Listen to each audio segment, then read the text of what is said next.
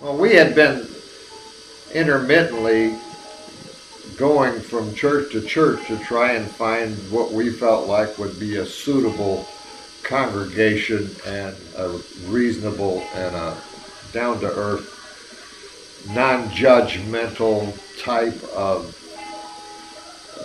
practical sermon, was something that would have meaning that you could take home with you when you left the church, instead of just participating in an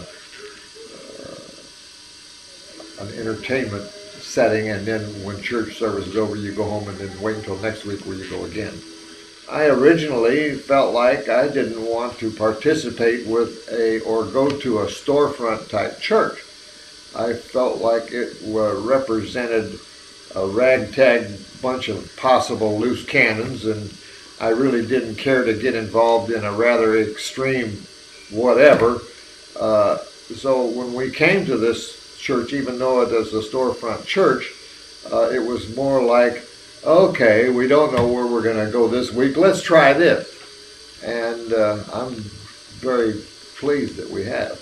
There wasn't any special front that people in the congregation or the preacher, as far as that's concerned, would put on. He was the same person throughout the week as he was on Sunday. And his desire, it was plain to see, was to do something to enhance the kingdom, to serve the community. It was real. It wasn't a mask that you put on. It wasn't a switch that you turn and so now we're in church mode. It was a lifestyle kind of a thing, and so that's what was the attraction.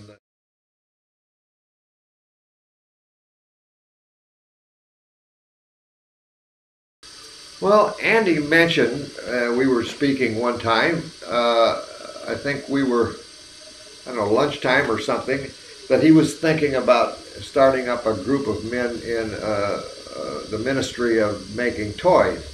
And he was thinking about maybe would I be interested in that? And I like to monkey with my hands. I've always made a living, so to speak, mostly out of using my hands. Except that sad time where I tried to be a real estate salesman.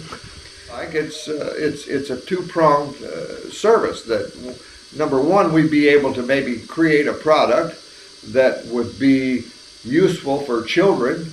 At the same time, we'd be able to get some men together in a group of fellowship that we can interact together, and so we'd be serving more than one need there. So yeah, let's give it a shot. So I decided to jump and throw my hat in the ring and go. And the fellows enjoy doing something that is a benefit to the community and is a benefit to children that are not privileged to having the latest and finest of whatever the style is in toys or what have you. It's just a down home kind of a wooden toy that if it doesn't get run over by a car, well, they can have it for a long time.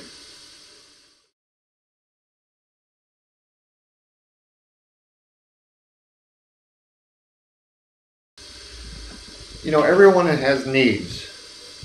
We all have needs, and we're all looking for something that will fill that void of what the Lord has really made us for.